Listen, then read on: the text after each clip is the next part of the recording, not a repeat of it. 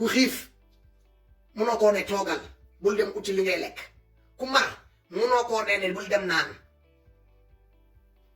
ku feebar munoo koo ne bul dem faju loolu mën leen koo comprendre yéen fi ngeen toog parce que ku ci feebar ci yéen premier avion du ko daw indi do xuura bi ñu ñëw di faj ko fii ba mu wér nga ñëw tëdd tubaab yi expliqué moo ñoo leen di consulter bañ ngeen ko seen médecin traitant yi dañu ay nit ku ñuul seen visite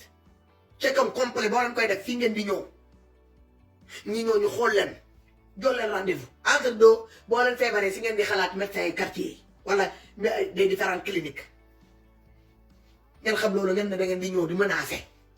nit ñi devant l'écran yow nga war a mën a génn nga assumer sa défaite man ma foog ne di nga ñëwee noonu da ngay naa ne que le peuple sénégalais gis naa ne que ni man je démissionne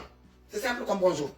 man la Antoine Boun Fokkin dama ñëw pour ne leen maa ngi baalu ak ñëpp képp koo xamante ne sa doom ba kanam rot na ci lii maa lay baalu ak di leen présenter samay condoléances samay sincères condoléances di leen jaale seen dëj ñi gaañu di leen masaw di leen jël en charge dinañ def seen kattan képp koo xamante ne jël nga gaañu ci lii ñu ngi leen di jël en charge à 100%. mettre des différentes postes yoo xamante ne parents yi mbokk yi nga xamante ne seen doom yi am nañ ci gaañu ñu mun a rapprocher de ces différentes personnes pour ñu mun a jël xale yooyu en charge parce que charge la ci kaw charge moom la soose di naan ko jur bi taakaa laa sappi kam loolu mun leen koo xam ma foog ni que ne da ngay ñëw nga ne après maa ngi nii di démissionner voilà maa ngi joxe sama démission bu boobaa ñu ne ah John Fokkin kii la gor la mais nga ñëw ak sa nerf de baadoole nerf de grossier hautain ak sa costume yaa ngi mel ni jën bu congelé toog ci sa biir fauteuil boobu mel ni liir bu ñu dugal ci biir pousse-pousse bu beneen yoon tey jëlal ay coussin yi nga teg la ko ñaari coussin ba ñetti coussin nga teg ci sa taati tuuti yooyu mel ni manka koko te bu wuñ doon suñu koko Casamance yooyu kaay nga utul ñu koko Martinique yi mooy ko koy wow yooyu konkorom kos sa taati noonu lañ toll nga toog ci kaw fi nga toog noonu yaa ngi mel ni liir bu ndaw buñ teg ci table à manger ak benn seize bébé xel xamul looy niroo sa tuutiwaay sa kanam bu tuuti sa jëmeñ ju xat xam nga jëmeñ day yaatu pour lay wax ngay articuler muy leer mais sa jëmeñ bu xatee ba mel ni paxu bakkan munoo wax mu leer ti bu fekk toute la moitié de tes mots te articuler pas li nga doon wax kenn xamu ko te dans ton air de intimidation yoo ko mën a intimider yow jeeg bu toll ni saa mën nga maa intimider ñun dañ ñoo intimider ñun munoo ñoo intimider dangaa reew xamadi suur te ñun ñoo lay jox nga lekk jox sa ndey mu lekk jox sa baay mu lekk fi nga soqee ko sa askan bi ñu jox leen ñi lekk jox sa jabar yi ñi lekk jox say doom yi ñi lekk nga bëgg ñëw pour suñu kaw bopp ñun ñuy jooy suñu doom yi ñuy suul ñuy jooy suñu frères yi nga xamante ne sont sur le terrain depuis ñetti fan suñu doom yi suñu jarbaate sonn lool jàmbar lool sa mercenaires yi ngeen jël ngeen sànni leen ci kaw terrain bi pour ñu jaaxal la ñoom ñuy jàmbar la ñooñu lekkuñu demuñu fenn am na ñoo xamante ne dañoo dox plus de 5-7 kilomètres pour mën a ñoo jaaxal la ngeen mën leen seen mécontentement bu nekkee ngeen génne ngeen defal ñëpp wàccee ñëpp bàyyi Ousmane Sonko mu ñibbi këram ngeen reconnaître que vous avez tort commencé di déposer seen démission depuis assemblée président de l' assemblée là di nu mu tëdd Goro Ñas ak baabu yooyu xawaarekat yi yéen ñëpp ngeen démissionné ñëw boo ci yow ministre de l' intérieur yow ak sa ministre des forces armées démissionné jaaree ko noonu ñëw ba ci procureur juge d' instruction yi certains magistrats yi certains doomeeraam avocats yi ak seen géwél yooyu ngeen di teg dans les différents plateaux ngeen commencé rocceeku daal seen caméra jaaxal la sénégalais yi baalu sénégalais yi ak à vive voix sénégalais yi on reconnaît notre défaite ñu ngi leen di baalu ak di leen masaw Macky Sall génn ne sénégalais yi à partir d'aujourd'hui bàyyi naa leen seen palais kon sentir naa ni que ni seen ñàkk maa bëgg wane ngeen ma ko tey dama foogoon ci ay wax kese la mais comme wan ngeen ma ko ci jëf yaa ko doon won ci ay waxin ci ay commentaires ci ay différentes laay tey dem ngeen ba ngeen won ma ko ci sur le terrain pare ngeen dee pour wan ma ne seen ñàkk bañ maa bëgg pare naa leen bàyyi seen palais bàyyi leen seen Sénégal loolu gor moo mën a xam loolu nit kuy raisonné moo mën a xam loolu kooku père de famille moo mën a xam loolu nit ku amul dérangement mental mooy xam loolu mais loolu yëpp war a leen dama leen ne amul andu leen dignité seen dignité da ngeen koo loué jox ngeen ko colon yi ñu téye ko en guise de garantie ngeen ñëw ak seen frustration ñoo bëgg koo ñëw jàkkaar la jox ko sénégalais by force ñu accepté leen pour ngeen mun a delluwaat ci colon yi dem récupérer seen dignité bi ngeen di dem di tayale seen dignité ci colon yi tàggoo leen benn sénégalais yéen a jóg à votre plein gré ngeen dem jàkkaarloo ak seen mentor yi ak seen chef yi colon yi ngeen ne leen suñu dignité baa ngi nii moom la ñu am comme garantie ñu ngi nii léegi ñun ñu ngi dem bu ñu réussir li ngeen bëgg bu ñu ñëwaatee ngeen delloo ñu suñu dignité dem ngeen réussiru leen bàyyi leen tubaab yi dem ak seen dignité te ngeen bàyyi ñu suñu dëkk bi ngeen nekk ci leneen ñun ñu nekk ci leneen tamit ñu choisir ki ñu bëgg c'est quoi le problème mais ngeen bàyyi seen dignité ngeen bëgg ñoo jàpp sénégalais bi ci nekkee ngeen rocc dignité ba mu set bi mu ñoo dese ak leen frustration duñ ko def ñu nga suñu dignité à droite jël suñu frustration bi ngeen ñu teg à gauche ñaari yooyu nag xam nga boo ko boolee cocktail molotov boobu dara mun koo téye dégg leen ma dama kaw ba ki dignité sénégalais yooyu ngeen seen ngeen ne léegi il faut ngeen atteindre suñu dignité boobu rocc ko dem ak moom ngeen fàttee ko ne su frustration baa ngi ci côté gauche bi taxaw di leen xaar gis ngeen sénégalais yi fan yi bu ñu jëlee dignité boobu boole ak frustration mélanger ñaari cocktail yooyu gis ngeen lu mu indi ci biir dëkk bi gis ngeen li mu indi ci biir dëkk bi malgré ñi ngi dégg ay tir à balle réelle taxul ñu dellu ginnaaw ñi ngi gis oto yi di foncer ci kaw xale yi taxul ñu dellu ginnaaw ñi ngi jël ay gaañu yu métti taxul ñu dellu ginnaaw xam nañ ni que ni seen xarit yi bëri ñu ci bëri instant bi ñu nekk ni di ñu posé question kan moo dund kan moo dee xalaatuñu ko sax il raisonne même xon dañoo wàccee seen bopp ba toll ak yéen niveau pour mun a jàkkaarloo gi pour mun a jàmbaarloo ak yéen parce que bu ñu jiitalee rus yar ak teggin du ñu lii ñu am ne duñ ko am te Macky Sall da ngay génn suñu bi da nga koy bàyyi yow da ngaa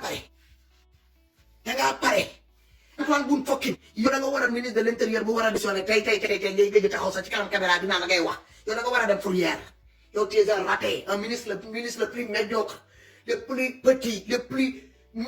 minable que le Sénégal n'a jamais connu yow la yow Antoine John Fokkin yow ça m'étonne pas que tu sois l'enfant abandonné à ta naissance c'est parce que son père xam naa ne peut-être que lii la seen tool que tu seras un gars très frustré aigri de l'intérieur et à l'extérieur moo tax mu bañ laa reconnaître te ci teel bi mu bàyyi la di la doon gestu bu dee ni dee na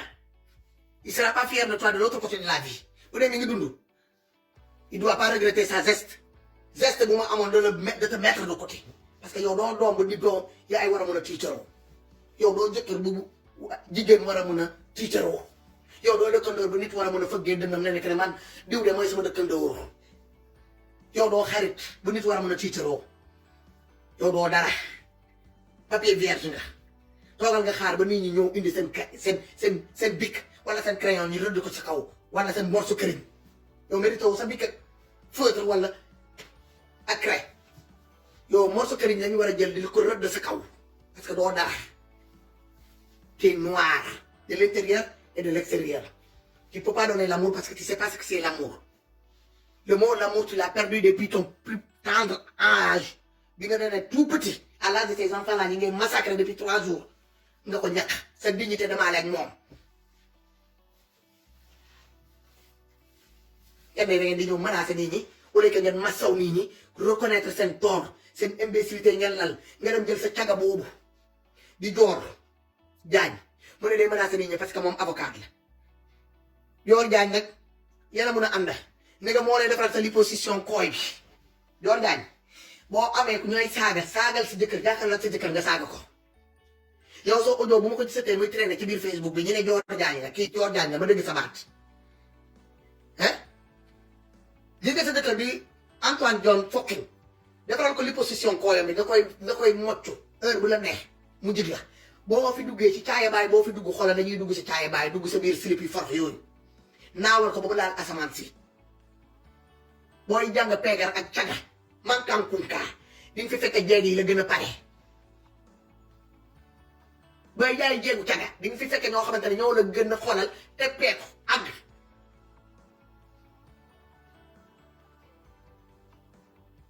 ngeen régler say fecc li ngeen nekk di togg nii ngeen démissionné bu dee ay góor ngeen parce que boo leen démissionné wu léegi gàcce bi leen di xaar moo raw li ngeen am nii actuellement Ousmane Sonko bu toogee dama leen ne silib sa doo leen ko dese silib doo leen ko dese doomi xalaat yi dama leen ngeen occupé des différents plateaux de télé ngeen continuer seen xawaare yi ngeen doon def temps yële Sonko nii patriotes yi ay xaj lañu patriotes yi ngeen doon saaga dans les différents plateaux de télé là di leen doon traité de xaj génn leen tey ngeen wane que lu dee yor ngeen seen xuur yi mat nañ ni ballon montgolfière dem leen ngeen toog ci différents plateaux de télé ana El Hadj Xaj Diouf ana mu xanaa du mbow ana Birima cochon dend xanaa doo leen mbow da ngeen daa directeur ñu interdit leen wax muuma ngeen ci diggante bi ñetti fan ngi nii ngeen muuma foo leen nekk ana ñoom Farba Ngom ana ñoom yaa xam ay da ngeen muuma da ngeen am feebar xol kenn dëggu leen kat leen dem génn ngeen wane seen bopp ay xale yi am 13 14 15 16 ans 17 ans tranche d'âge ñooy ñëw laax seen fatanta yi te doon tumu naada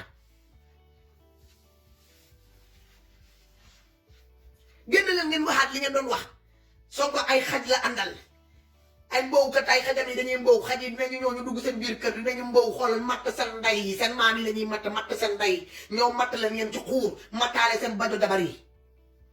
jël sa doom yi nag xoolal matt leen di leen diir yi ngeen koy gis doomi saram siis yi da ngeen fara yéen rek ngeen a réew da ngeen di toog fi ngeen di toog ngeen bëgg di manqué nit ñi ni respect gratuitement ngeen naan seen li ngeen di naan lekk li ngeen di lekk ngeen dem ngeen tëdd ngeen xëy ngeen digéré ko tranquillement cerveau fëte cerveau chaise anglaise toog si seen biir canapé ngelaw bi di leen naan ku dem pour toroxal Sénégalais ba pare lekk bi yu neexam naan yi neex mu tëdd jaaxaan kattante guddi bi yëpp bu xolam sedd yeewu dem pour bu paree sangu ñoo toog ci fauteuil bi clim bi di daw muy seetaan télé di ñu kokkali loolu moo fi kattandeem jeex laa leen wax loolu moo fi du doxati pédophile yi ngeen doon terroriste yi ngeen doon yooyu yéenay terroriste parce que yéen a nekk di terroriser Sénégalais yi sans le savoir parce que comme vous êtes des schizophrènes vous êtes des bipolaires vous êtes des malades mentaux loolu mënu leen koo gis da ngeen garder pathologie yooyu yëpp te xamu leen ko ngeen koy doxee xool leen rek quand vous sortez là vos réactions xool leen boo leen génnee chaque fois vos réactions là vous n'avez pas la réaction des pères de famille vous n'avez pas la réaction des hommes normaux vous n'avez pas la réaction des chefs d'entreprise vous n'avez pas la réaction des vrais dignes de ce pays là qui est le Sénégal yéen mayu leen kilifa diine respect mayu leen benn kilifa aada respect bàyyi leen benn seen doom maasu doom respect mayu leen kenn respect parce que premier respect bu mooy yi leen Sénégalais di ñaan xam nañ que ne yéen a yor suñu alal yéen a yor suñu lépp ñu teg leen dans des conforts mais lu ñu leen ñaan c'est simple defaral leen ñu hôpital bi ba mu baax ngeen defaral ñu jumtuwaay yoo xamante ne que ñun bu ñu soxlaa faju dañuy dem foofu fekk dañ ci nekk di ket dinaa dañuy yóbbu xale mag wala yu Tunisie wala waree fa Marième Faye Sall sa fondation Servir Capital Time Sénégal bi ngay wax noonu kan la ciy faj fii koo fi bëgg a faj da nga koy dugal ci avion yóbbu ko Tunisie wala Maroc ñu dem ñu opéré ko lu tax doo jël ci fondation Servir Capital Time yooyu nga jël ko def ko ci hôpital digne de son nom ci biir Sénégal ngay jël doomi jàmbur yi au lieu que nga leen di dugal ci avion dem faj leen feneen nga faj leen sur place loolu doo ko def fondation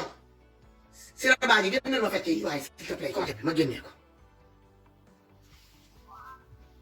fondation Servir le Sénégal fondation Servir les cottu xaram APR bi balaa ngay servir nit ñu toog nga ñëw di wane que yow lay xëy foo ñu xëyee foo ñu gott yow lay fondation bi ngay jóge sa kër ndey ak sa baay woo fa fondation bu normal nga ñëw toog ñu jël suñu xaalis jox la nga dem defaraat sa fondation kër ndey ak sa kër baay ñi ne déet nga jël sa mag sa frère yi ñi nga bokkal ndey ak baay defar seen fondation ci biir fondation ci biti sa jëkkër même chose bàyyi leen dara bàyyi leen dara Sénégalais yi parce que da ngeen xiif vous êtes des enfants affamés xool leen yëpp seen maam yi lan la ñu tekki woon lu ñu doonoon biir Sénégal ay nit yu daan xëy na ñii dem di yalwaan yi leen di may ñi lekk ñi xamoon nag lan mooy xiif ñi xamoon lan mooy rafle ñi xamoon lan mooy nga feebar bëgg a faju te mënoo faju ñi xamoon loolu yëpp yéen ñoom ñu jël leen signé leen contrat CDD dugal leen suñu palais présidentiel ñu ne leen doxal leen lii lañ bëgg leneen lañ bëgg suñu biir entreprise ngeen koy doxalee nii yéen ngeen ne yéenay ñëw ñu duñu seete di ñu diriger moo tax ay xale yu ndaw yi am 15 16 17 ans ñooy gën a di Dakar seen ndey à distance te doon ci mun dara du seen force de l'ordre yi moo xam gendarme la moo xam police la moo xam militaire yi ñoo leen di arrêté dama leen ne ku boole xiif mar rafle bëgg liggéey tekki faj gàcce munoo ko kooku boo ko jëlee nga ne nga boole nga jël loolu yëpp teg ko ci kawam nga ne da ngay ñëw tamit jël li ko dese tamit di dignité am nga ne da nga koy rocc ci loxoom bu jëlee loolu yëpp li ko métti loolu yëpp frustration yooyu yëpp mu boole cocktail boobu pare fu mu ko dóor mooy raw xoolal bari yooyu ngeen di daan tiir yëpp di si doon rey ay doomi aadama ay dofi ngeen doon tête de vide yi ngeen àndal tête vide yi ngeen àndal dégg naa leen rek yow sama laay laa koy waxee dégg naa la yow nag yow laay waxal François Hélène Guèye gis nga Sénégal fu mu toll nii Sénégalais yaa ngi dund lu métti lii ce n'est même plus question de Ousmane Sonko Macky Sall wala APR wala Pastef lii problème sénégalais yi la dama la neen frustration générale la ñëpp waroon a gis seen bopp yaa ngi toog yaa ngi mbele mel ni rajo Kankan dama la koy wax nag de war naa ko Kaliphone nee naa yóbbante naa ko ci yow mu ñëw mu ne ma si sa bàyyi ma ne ko damaa bëgg a wax ak François mu dalal parce que yëf yi dooratul rek ay affaire de politique lii dafa déggi politique ndax dinañ ko fekkee ñun wala duñ ko fekkee yàllaa xam parce que fa yëf yi commencé la ak fu yëf yi toll la actuellement l'heure n'est pas là à faire du genre que ni Ousmane moo nekk dëgg wala Macky Sall moo tooñ whatever l'heure est là à se tenir les mains dans la main en tant que jigéen en tant que yaay man su ma neexee fii laay toog sama doom yaa ngi fii soxloo ñu dara Afrique mënoon naa toog ma xëcc sama baa ma def ni comme si sama yoon newu ci wala ma wéeru rek ci Ousmane Sonko ma ne donc Ousmane Sonko kese la sama yoon nekkul ci leader sénégalais yi du ma gis ku ñuy rey sama yoon newu ci ku ñu daggal loxoom sama yoon newu ci kuñ ci pàggal sa bët wala leneen sama yoon newu ci mais defuma loolu damay wax de manière générale ku mën a apaiser ku mën a génn nga woo Ousmane Macky Sall nekk na mu arrêté wala nga jaar ci premier ministre des affaires ministre de l'intérieur mu bàyyi def la loolu ku mën a génn rek nga apaiser def ko te yàlla tax même bu dee amoo san doom yi bàyyoo ko foofu yaa ngi fa bàyyi ay mbokk mais munoo toog bi ñu fi commencé yaa ngi naan kan yaa ngi mel ni cloche église chaque heure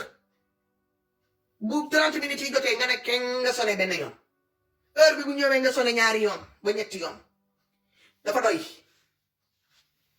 dama la koy wax nag nga dëgg ko parce que bugguma dekkiwaat dara sama diggante ak yow dama la koy wax nag mu leer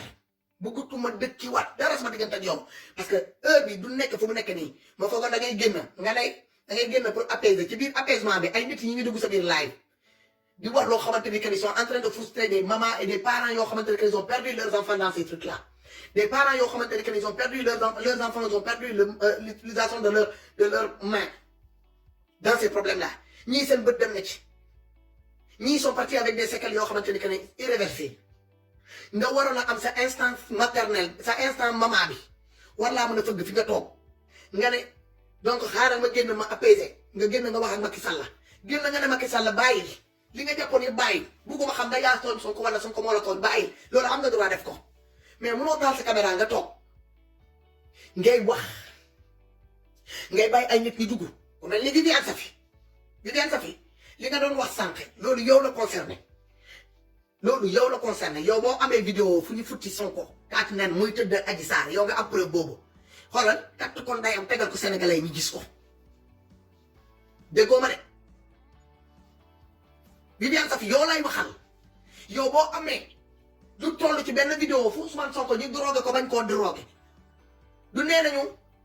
Adji Sarr mu ngi ko violé ci këru xaw ma ndaw soosu moo leen gën a xam këram ruq këram fii mënuñu fay indi benn vidéo boo xamante ne ñu ne Ousmane Sonko la te nit ñi mun koo nangu nee na am na parce que on sait depuis au début ñu ngi créé di jéem a di créé buñ ko drogué woon sa tey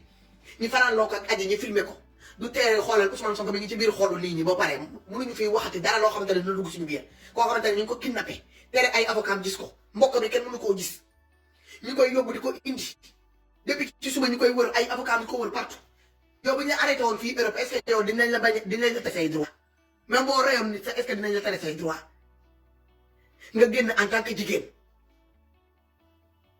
mun nga bañ a ànd ak Ousmane Sonko loolu c'est droit absolu la mais ngeen di xoolal ngeen di jàpp ba mu dëggal ci thèse de viol bi ngeen di ci indi ay wax yoo xamante ni ku ko dëgg xeeb leen ku ko dëgg du leen nawloo ku ko dëgg du leen tegati ay jigéen te mu leen naka ne ci jigéen lañ ko jaarale ba lii am ngeen di jigéen ngeen waroon na mun a apaiser fay daay bi man affaire bi ci Sonko laa doon kii mais dafa dem ba ci biir ma ne xaaral ma teg affaire de politique lii doonatul affaire de politique lii dégg na politique lii beneen niveau la atteindre mooy niveau de frustration du peuple affamé assoiffé un peuple qui veut s'en sortir physiquement moralement financièrement ñoom laa gis si kaw tali bi de toute catégorie âge confondu nga waroon a indi sa bopp malgré que ne t'as eu un attaque AVC parce que lépp lay sa cerveau bi xoolal sa contour yaram bi la disjoncté mais da ngay am nga ànd ak sa faculté mentale bu normal nga wax loo xamante ni que ku ko dëgg nga woote à l'apaisement nga defal présenter sa condoléance à ces familles là éploré la wane sa côté nga compatir avec ces blessés là de ce problème là. L'heure n'est plus là à pointer du doigt quiconque parce que lii xew nii dama leen ne dafa dépasser le niveau politique lii doon notre politique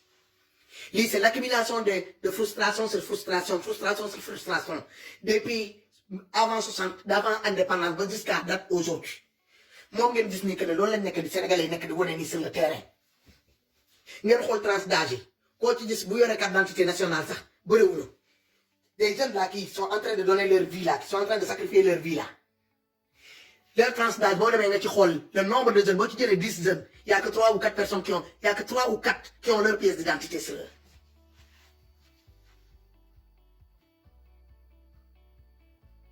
ngeen compatir apaiser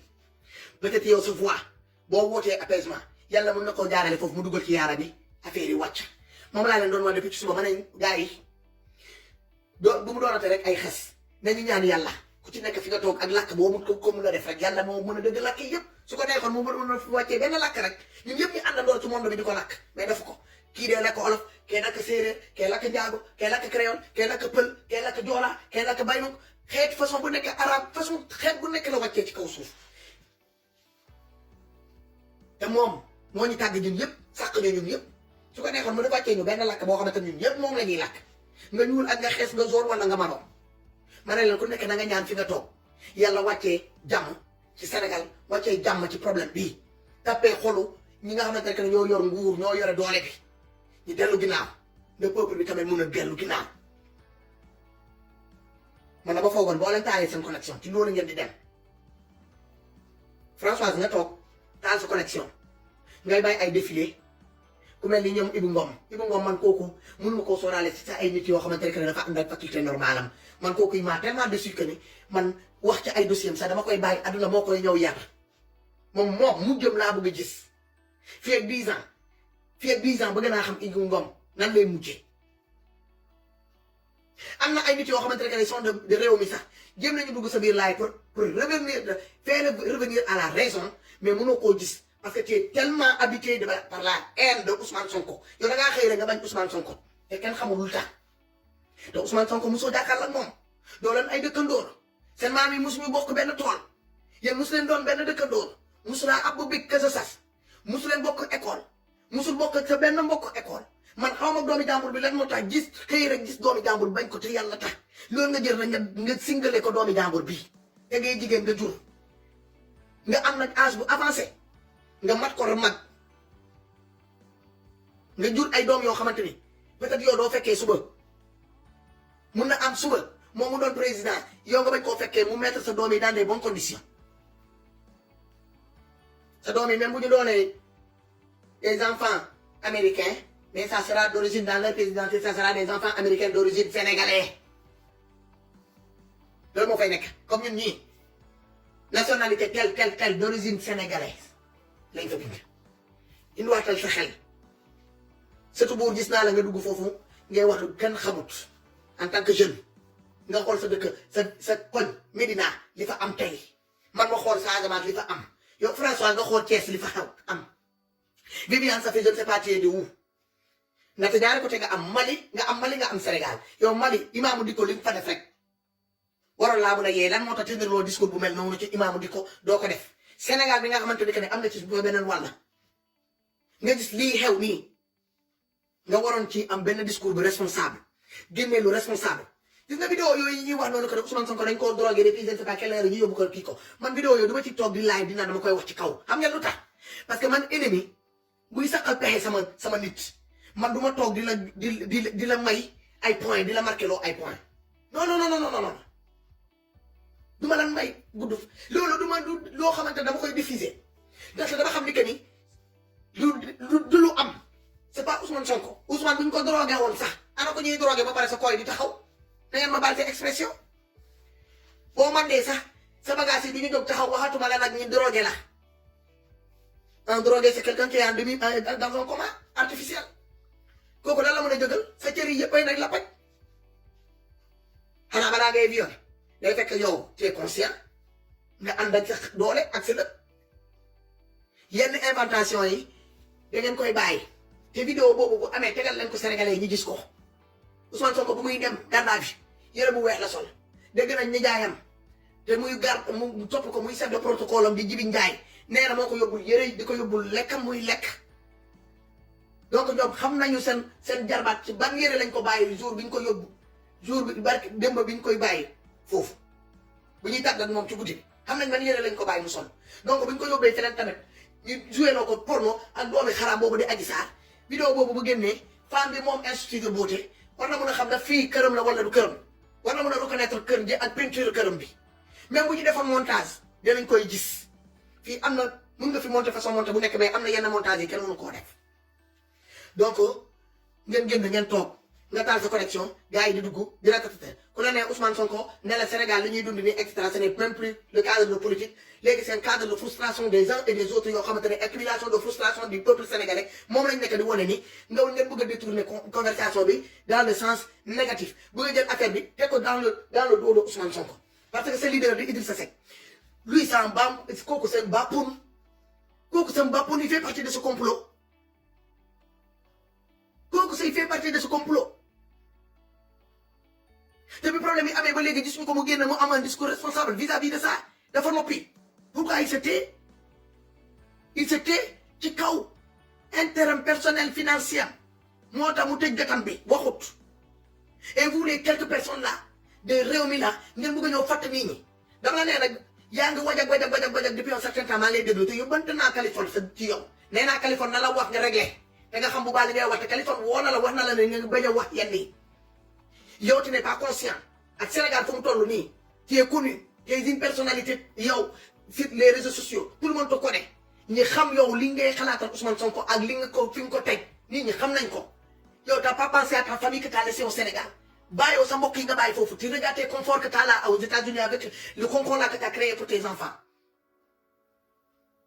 xooloo yow sa mbokk yi nga bàyyi nga dara fi ñoo toog ubbi sa plateau de téléphone nit ñi di dugg di wax lu leen neex ci Ousmane Sonko sans penser aux conséquences te nga gis dëkk bi ni mu mel man damay laajte est-ce que vous êtes normal da ngeen baax est-ce que yéen amul lu leen manqué ci seen biir bopp man à ta place je vais fermer ma gueule et rester dans mon petit coin et attendre que ça pèse après booy ñoo def sa critique s'autocritique ci li xew tu as largement le temps pour le faire ça c'est un conseil que je te donne bu dee bëgg nga sa mbokk yi bëgg nga sa bopp y a quelque chose il te reste encore quelque chose dans tes neurones ces genres de live là di bëgg a di déjà les tension bi dafa egg ci niveau boo xamante ne que ne jéggi na le monde politique waxatuñu sax politique ñi ñuy interroger yëpp dégg nga leen li ñuy wax ñu dañoo sonn dañoo xiif dañoo lii dañoo laa te ñun suñu yaakaar ci Ousmane Sonko lañ ko bëgg pour changement boobu am ñu mun a am gis suñu bopp ci biir dëkk bi loolu lañ lay wax yaakaar moo tax ñu bëri génn di yaa ngi doon teg vidéo xale bi demoon dugg ci magasin bi amoon lekk bu muy kii ngeeree man ces images là ne me fait pas ricaner ngeeree kan fii laa toog may naan subhanallah azubillahi mina seytaani rajim looy ricaner un enfant de 5 6 7 ans ci affaire yi ñiy dóor ay morom magam nijaayam ay bal ñiy daanu comme des mousses di leen dóor ay lacrymogènes ñiy daanu di leen dóor ay bal blanc ñiy daanu xale boobu bravé tous ces beaux mondes là ces gros gaillards là ces gros bras là boo dugg ci magasin dem jël benn sac def ci ay chips ñoom boobu ñoom seen ñoo taxaw ñu koy filmer affaire boobu yow nga toog di wane image yooyu ngay ree nga fa tekk ne yaa ngi yore ñaari doom yoo xamante ne que ñoo mag xale boobu ngay doon wane noonu image am ngay ree ngay bàyyi ay nit ñuy dugg si biir live di wax di grand n'importe quoi ñi lay duggal sànq ci licence man wax naa ko Californie ma ne Californie wool sa sœur bi ne ko ni mu def attention parce que live am na droit mu live man même bu doon rëy live sax na apaisé mais bu mu dugal boppam wala mu dugal ay mbokkam bu mu def loolu man mën naa wax lu bëree mais boo gisee temps yi ma modéré sama langage xooluma man fi ma nekk xooluma ci lu ma toog xooluma ci dëkk bi ma nekk dama sóoraale ñi ma bàyyi ci ginnaaw dama sóoraale ñi ma bàyyi ci ginnaaw ma leen di bàyyi xel su may wax ma leen di bàyyi xel ci li may def pour ëllëg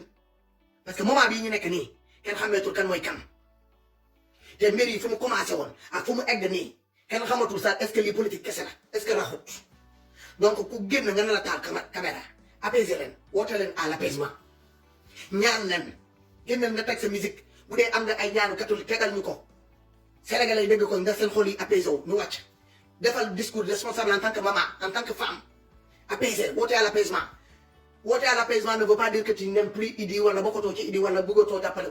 président Macky Sall non parce que da nga ko wax ba mu leer nga ne comme ton président ki nga bëggoon mooy Idrissa Seck il a transhumé donc toi tu le suis loolu sa droit absolu la sa droit absolu la mais actuellement fu ñu nekk nii man même politique bi Pastef parti sa laa jël ma teg fële xam nga lan laa jiital actuellement nii les Sénégalais là tous ces jeunes là ñi nga xamante ne que ça fait combien de jours ñu nekk des vrais martyrs sur le terrain à cause de lan des différentes frustrations accumulées pendant des années et des années ñu dund fekk ko fu bàyyi di ko doon dund baab di la bàyyi di leen doon nettali ko ne maam dundoon na ko fii ba jóge fii faju bàyyi dund ko nara fiy jóge du ko faj te ñoom ñi ngi nii gis nañ seen bopp tamit que ni ñoom tamit même branche bi la ñuy ñoo topp tamit dañ ko ñoo faj ñi fippu ngeen war a na woote apaisement lancer un message bokk ñun yëpp benn baat ne Macky Sall la génneel nga wax Macky génneel nga apaiser Macky démissionnel Macky bàyyi nguur bi boo mënee bàyyi nguur bi apaiser clé magique bi Macky Sall la moo ko yor te xam na ci ban buntu la koy dugal bu ko dugalee ci buntu bi rek bu ko tourné rek bu buntu bi ubbeekoo rek jamono ñëw jàmm am te ci biir néeg boobu bu caabi boobu buntu boobu ci boo duggee ci néeg bi ñaari baa moo fa nekk baa jàmm mooy maanaam apaiser ñëpp teg ay jël ay décisions yi concrètes yoo xamante ne que ne c'est pas à attendre du question wax ko nii rek pour apaiser nit ñi ça c'est des actes à poser avec dans la sérénité te mu leer na que ça vient de ton cœur tu as compris beneen bi mooy j'ai compris mais je ne peux pas suivre je démissionne ñaari benn la ci mën a jël moom mooy décider Macky Sall la yii la am lii moo ko defee mu revenir à la raison mu jël ñëpp uuf àggale li ko defee nii ci ay mandat sortir par la grande porte dem yoonam wa ilaa mu bàyyi ñu suñu palais dem yoonam le sang là qui a commencé à couler pendant ces 3 jours là mu stoppé wu net mu bàyyi Ousmane Sonko dellu ci njabootam yi mu nangu 2024 mu ñëw bëree ak moom ci arène bi loolu lañ soxla mais li ma gis nii nga commencé tey nga def ko surtout buur yoo laay waxal surtout buur indiwaatal sa xel jeune ga Matar la Kabulaar gis naa la ngay def say live indiwaat leen seen xel appeler à l'apaisement bañ a fi indi yenn discours yi yéen kenn xamul ban façon ngeen foo leen féetoo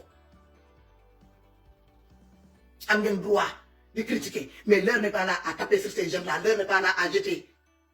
di manquer respect ces jeunes là parce que ces jeunes là ñoo leen gën yéen lu mu munti demee vous n'êtes pas sur place kenn mënuñ identifier seen mbokk yi ci biir mbooloo yi man j'ai ma famille ñoo xamante ne que ils ont pris des balles blanches ay xale qui sont blessés samay doomu dëkkandoor yi dee yéen a ngi dégg donc man je sais de quoi je vous parle je sais de quoi je vous parle yéen boo leen amoon seen mbokk sur le terrain ñu wàcc sur le terrain seen jarbaat yi seen doom yi wala seen doomi sœur yi ah wala seen mbokk yi bàyyi leen doomi jàmbur yi nga xamante ne que ñooñu ils sont surmenés ils sont tellement surmenés de l'accumulation de frustration ñu wane seen bopp malgré les tirs à balles réelles malgré les coups de matraque des policiers des gendarmes malgré les tirs à balles réelles venant de je ne sais pas des militaires ou des policiers ou bien des gendarmes ils sont en train d'aller jusqu'au bout appeler à l'apaisement ñaan leen le président Macky Sall avec son gouvernement là de faire machine arrière d'écouter une fois dans leur vie pendant 8 ans ñu écouter le peuple là qu'ils appellent à l'apaisement que plutôt de sortir de faire des discours comme Boun Fokkin là li mu def nii di menacer les gens indirectement dañuy ñëw kan la ñuy mën a ñëw déloger fii yow boo taalee sa caméra ngay attaquer Ousmane Tounkara c'est pas seulement Ousmane Tounkara qui a appelé pour que les gens descendent sur le terrain c'est tous les Sénégalais qui ont appelé pour descendre sur le terrain yow balaa sa président Idrissa Seck di transhumé yow François Hélène toi-même tu as appelé te crier sur tous les toi que les Sénégalais du ñaar war nañ fippu du fippu boobu moo taxoon ñi xam la fii ci Facebook bi du fippu boobu moo taxoon Assane Diouf doon ñi xam ko fii ci Facebook bi nga di ko doon jàppale du ci fippu boobu lañ moo tax nga topp Idrissa Seck du fippu boobu moo tax ba léegi yow nga toog si t'as transhumé c'est pas un problème tu peux transmettre c'est ton droit absolu mais tu viens pas foutre de la gueule des gens ay doomi jàmbur yoo xamante ne que ni ñi ngi dee sur le terrain ñi ngi jaay ñi ngi depuis combien de jours ils sont là, certains ils mangent même pas, certains ils dorment même pas. Il y a des gens qui ont quitté des raisons et des sous-raisons pour arriver à Dakar pour mun a bokk ci affaire yi wane seen bopp. D'autres sont restés dans les régions et les départements, les villages. Le Sénégal est en feu. képp ku mën a jël si yo ndox nga sotti ko ci kaw safara si rek mu fay def ko ngay góor ngay jigéen mais pas ngay dem di attiser. te képp koo xamante ne que ne bëgg nga sa bopp t'as du respect pour ta personne, t'as du respect, t'as de considération pour ta famille. Man du ma bàyyi samay famille derrière may am yenn discours yi may tenir fii non non je ne peux pas me le permettre. mënuma gis ay doomi jàmbur ñuy dund li ñuy dund nii actuellement sur le terrain ñu ngi saboté live bi. ñu ngi saboté live bi gis naa sama image bi taxaw ñuy dund li ñuy dund nii actuellement yow nga toog ci mets des vidéos de ci garçon san ngay bay ay dugg sa live di raconter du grand n'importe quoi nga waroon a jóg instant boobu yore si suñu ndox montrer que ni yow mii ak li am ni Sénégal ça t'a atteint am na fu mu la toll ñaawlu ko métital ko mais loolu yëpp mën laa atteindre. Man parfois je me dis que est-ce que yéen mii di am genre comportement yi est-ce qu'à la place de votre cœur est-ce qu'il y a pas un caillou béton là bi fa nekk amul ay béton boobu remplacer seen cœur yi parce que mënoo am cœur bu mel nii te ngay jigéen ak jigéen nu que xolam waroon na nooy am compréhension wala mun a uuf te ñun ñooy ëmb ñun ñooy jur ñun ñooy defar dëkk tey paa yi mère de famille yi ñàkk seen doom yi seen jëkkër yi suba mën nañ dem takk xale bu ndaw mu jural leen encore yeneen dooma. Mais est-ce que jigéen nu muy gaaw a freiné jigéen nu muy gaaw a arrêté jur bokkut ak góor jigéen yow di nga jóg benn ñaari ñett nga pare ci wala ñeenti juróom nga pare ci mais góor mun na ci jur yow boo paree yow ku jigéen ka nga juróom ko ñaari ñett mun na la dem util keneen ku koy ñëw indil encore ñaari ñett mu jëlaat encore keneen ñaari ñett mu tegle en infini góor tant que ay mi ngi sentir boppam day kii.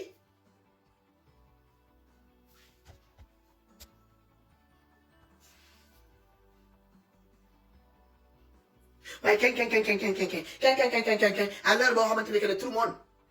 tous les femmes sont en larmes tous les mamans sont en larmes góor ñaa ngi jooy jigéen ñaa ngi jooy man su ma gisee genre live yi ça m'écoeure, ça me donne envie de gerber pendant plus de 3 heures temps nga toog di dénigrer un gars boo xamante ne kenn xamut ay avocat kenn xamut ay mbokkam yi kenn xamut il a été kidnappé gis ngeen ko affaire bi fan la commencé affaire de viol boobu ñoo attiré ci kidnapping boobu gis ngeen. Juge de 8e cabinet désisté ci dossier bi ñu ne déedéet premier cabinet bi jël ñu ne déedéet ñu dem ñu jël ko ku ñu convoqué à 9h il va se faire sortir de sa cellule à 1h xaw ma 2h du matin kenn xamul ban heure lañ ko génnee cellule am yóbbu ko. avocat mi depuis ci fajar bi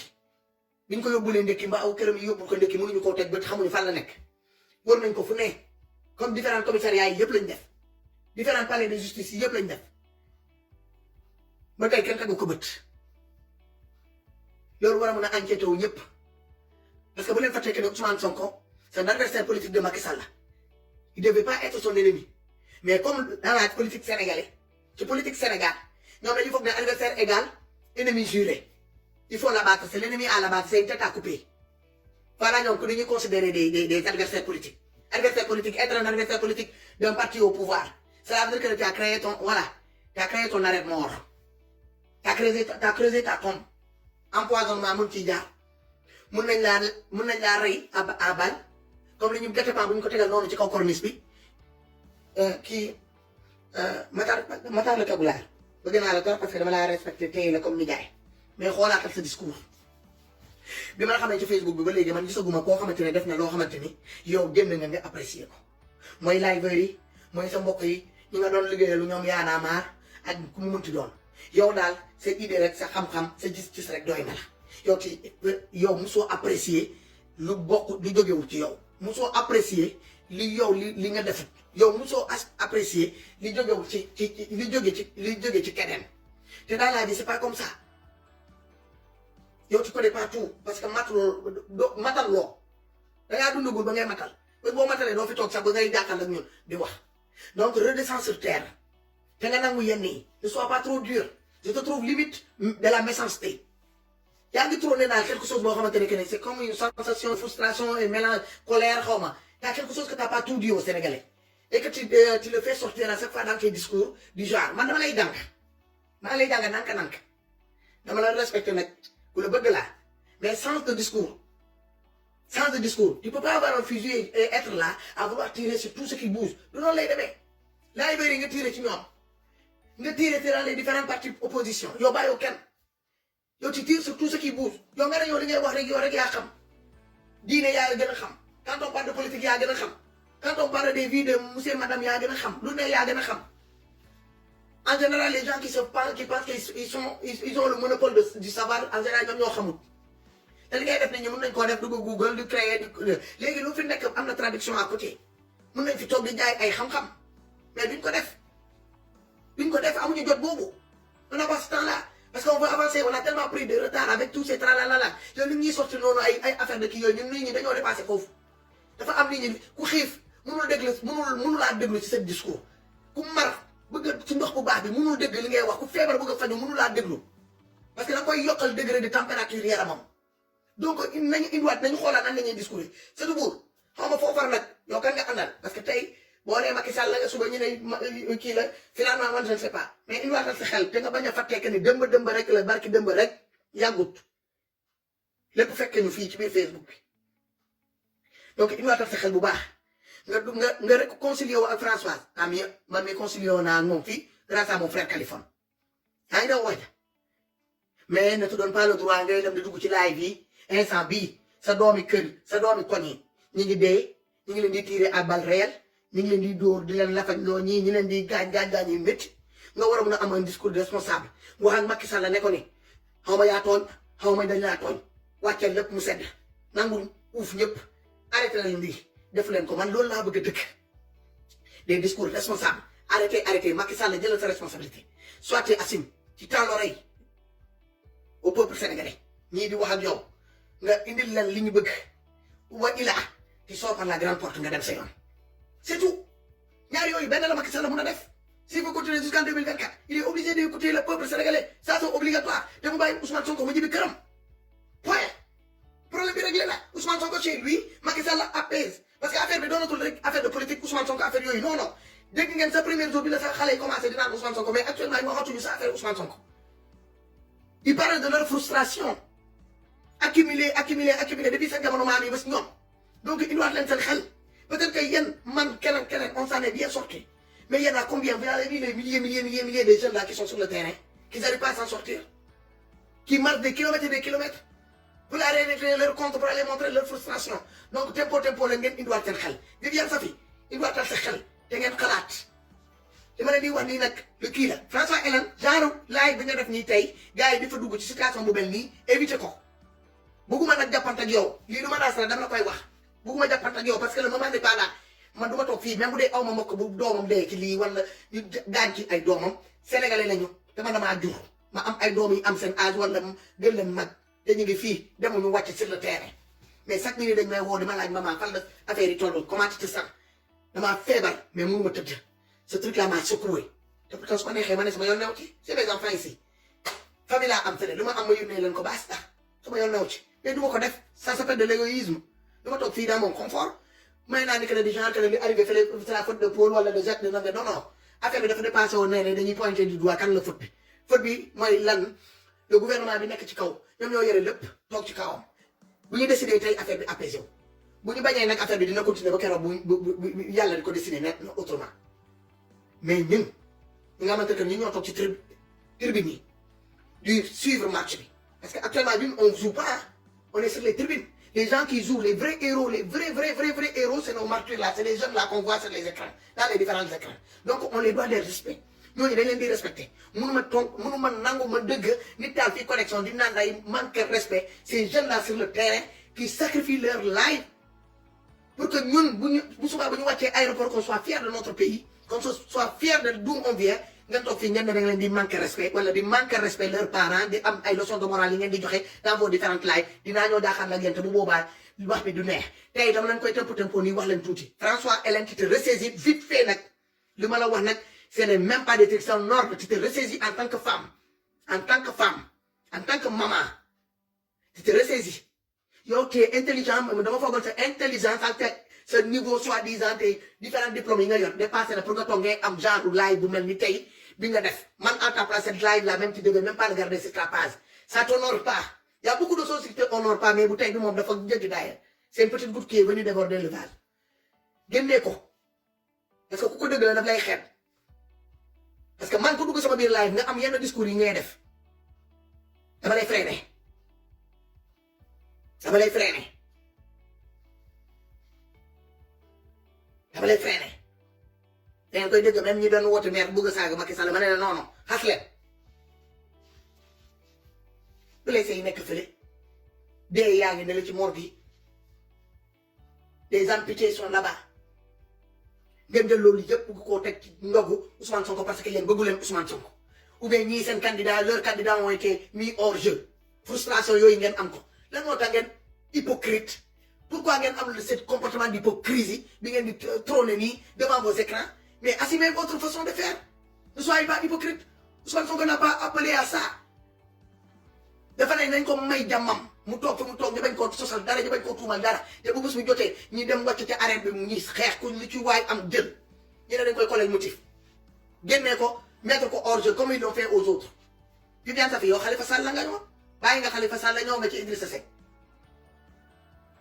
kenn xamul yéen fi ngeen far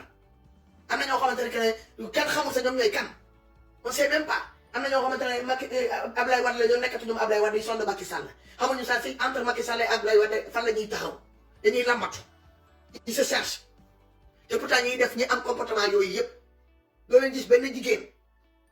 François doo gis benn jigéen bu am sa âge buy taal connexion bi am discours comme yow buy comporté wu devant l'écran comme tu l'as fait aujourd'hui avec ce qui se passe là au Sénégal koo ci gis il est atteint psychologiquement physiquement moralement kenn nelawatul kenn lekkatul yéen ngeen toog fii ngeen di bàyyeeku parce que vous vous sentez pas concerné ni de près ni de loin vous avez votre petite vie d'aventurier de émigrer ici en Europe ressaisissez-vous yow Félix John fokkin la maa ngi toog fii di xaar tu m'envoies parce que tu n'es pas le seul que ñu menacé ci semaine bi moi j'ai été menacé directement par une femme soi-disant que ki mooy daf may préparé sama daf may ñoo extradé maa ngi toog di xaar kooku mais defe naa yow boo doxee yow Antoine Diome boo nee danga may extradé peut-être mun naa la accorder le bénéfice que ni mun na nekk donc accélérer leen affaire bi ngeen extradé nit ñi ñibbi man je veux rentrer et j'appelle à la résistance tant que Macky Sall ak ñi mu àndal yow ministre yow Félix Diome delluloo gannaaw yaa sa ministre de l'Intérieur les nervis là n'ont pas foutu le camp les policiers là les gendarmes là vous n'avez pas appelé à l'apaisement vous mettre du côté du peuple écoutez le bas peuple là qui vous crie à l'oreille depuis combien de temps 8 ans ñu ne leen basta il est temps on veut se soigner on a soif on a faim on veut étudier on veut travailler pour survenir à nos besoins tant que mayul leen jeunesse boobu li ngeen gis ni day tuuti day gën a law di dem et libérer Ousmane Sonko avec les otages politiques là moo xam Guy Marius Sagna la Clédor Abdou Karim Assane Diouf ak ki sant Thiam Théodore Thiam xaw ngeen bàyyi leen ñi ñibbi parce que c'est des otages politiques ils ont rien fait parce que jeunes gauche à droite yi ngeen arrêté pour aller encore inonder les prisons du Sénégal là qui sont déjà inondées ñun suñu prison yi dañoo fees ils débordent actuellement il y a même pas de place pour continuer à prendre des jeunes pour aller les jeter là-bas dans des cas comme des animaux comme des animaux après vous avez le kilo et le toupet de l'olive Macky Sall n'a même pas eu le kilo de s'adresser au peuple yow yaay président bi wala sa ministre de l'Intérieur mooy suñu président yow yaay président de la République du Sénégal wala sa ministre de l'Intérieur bi mooy suñu président yow lan moo la tere wax ak peuple sénégalais t'as le kilo de venir jusqu'en France là t'installer devant RFI là pour te laisser aller sur ce problème là dans ton pays tu oses pas ouvrir ta gueule lan moo lay tere wax sa biir dëkk le temps là que t'as pris là pour te promener là pour regarder pour te promener à Dakar là temps boobu nga waroon a jël nga toog soo xaftaan daakaar la sénégalais nga wax ak ñoom apaiser ñëpp sa jabar toog sa wet moom tamit temps connexion fële apaiser appel à l'apaisement mais doo leen ko def parce que vous êtes des gens yoo xamante ne seen esprit nii la toll te da ngeen di delluwaat encore ci colon yi là encore c'est raté nee naa leen Kaw Macky mun nga jël lépp tu dois tout aux Sénégalais sauf notre dignité là tu vas pas le prendre dinañ la jox yëpp nga dem ak moom ba mu des suñu dignité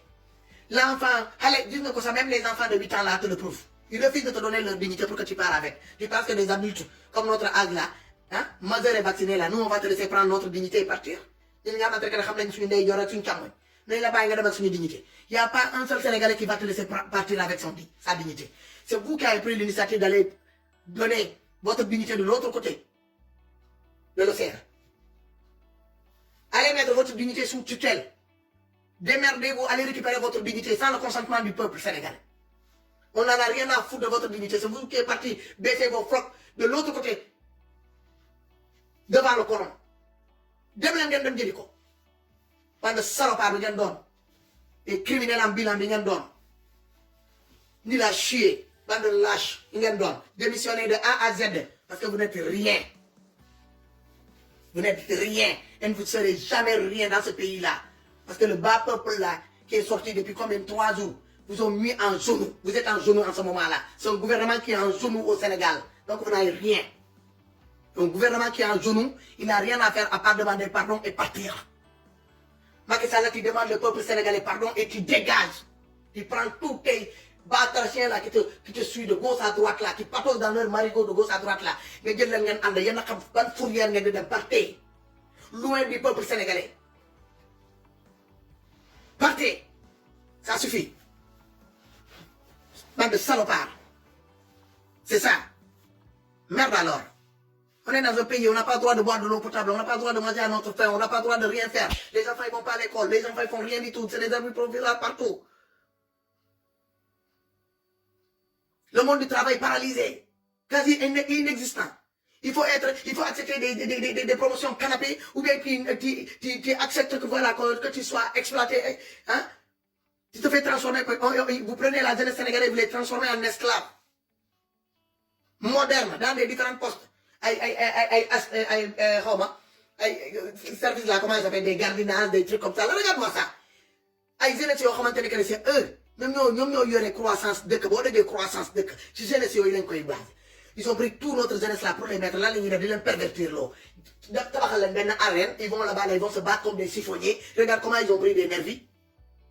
Ça, c'est des jeunes qui sont bourrés de protéines de gauche à droite qu'ils ont récupéré, je ne sais pas où. Altérés, je ne sais pas quoi. Ils vont leur préparer un petit ring là, ils vont se battre comme des chiffonniers, comme des doffs. Voilà des drogués qui sont partis les récupérer de gauche à droite pour venir les lancer pour venir les mélanger avec la police, pour taper sur le bas peuple. Après, ce ministre de l'Intérieur là qui a le kilo, les couilles bien pendues là pour venir nous parler de terrorisme, de menacer ouvertement. Maman la ne lolo fa fi kek la. Nenu APR la wane wala ministre de l'Intérieur mo fi dul katandem bonde la wax. Man ma ngi tok fi di xaar. Je vous dis bonne nuit. Ba suba encore on va suivre les autres. Man ko fi genn nga def nga dul def di ko digal ak man. Yeen nak yeen wa rew tok la ngeen régler. Sénégalais yeen tok la ngeen régler. Xawaare kat Macky Sall nga xamantene que gëwëlam yi nga xamantene que da doon na leen dox sa ay milliards. Ñi ngi na tecc seen muuti. Waatuma la ñaan ngeen xamantene que yeen la bu leen lek bu leen ken xamu leen. Idrissa Seck boko fekke fu mu tok fele boko neewon sa diw da leen na koku ben yoon la wax ak mom wala ben yoon la ko gis xamu leen sax. Vous faites même pas partie de son staff. Ci lu muy xey, ci lu muy gontu xamu leen ko. Da ngeen di deviner nii rek di forcer pour bëgg bokk. Ngeen di emmerder nit ñi di tympaniser nit ñi. Et vous êtes une petite minorité là, matu leen dara. Ku leen jëroon leen boole leen mun leen feesal loxo. Donc da ngeen di calm down ngeen toog ngeen régler compatir avec le peuple. Actuellement nii c'est ni Ousmane Sonko, c'est ni Macky Sall, c'est le bas peuple. Le ñëpp war manko jàppale leen. Ces jeunes là frustrés là qu'on voit sur le terrain là depuis combien de jours qui se battent pour récupérer ce qui les doit, ce qui les revient de droit. Ñoom lañu war a jàppale. On doit compatir avec ce bas peuple là, mais pas avec des gens qui sont bien remplir leur poste. Idrissa Seck daa feesal posam, Macky Sall wax noppi, ay ministre am wax noppi. Non, du ma leen ko nangul. Bonne nuit. Abonnez-vous sur votre chaîne OSR Monde et activez la cloche pour ne rater aucune de nos prochaines vidéos.